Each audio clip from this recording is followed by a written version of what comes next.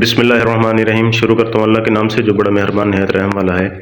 قسم ہے برجوں والے آسمان کی، قسم ہے اس دن کی جس کا وعدہ دیا گیا ہے، اور حاضر ہونے والے اور حاضر کیے ہوئے کی۔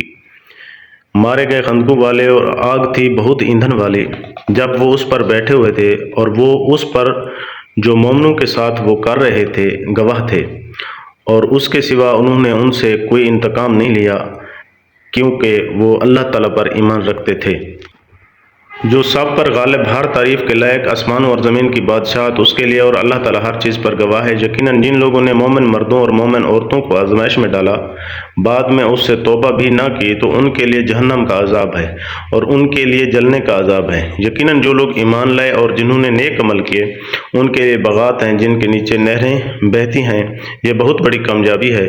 بلا شبہ تیرے رب کی پکڑ یقیناً بڑی سخت ہے۔ بلا شبہ وہی پہلی دفعہ پیدا کرتا ہے اور وہی دوبارہ پیدا کرے گا، اور وہی بے حد بخشنے والا، نہایت محبت کرنے والا ہے، عرش کا مالک ہے، بڑی شان والا ہے، جو چاہتا ہے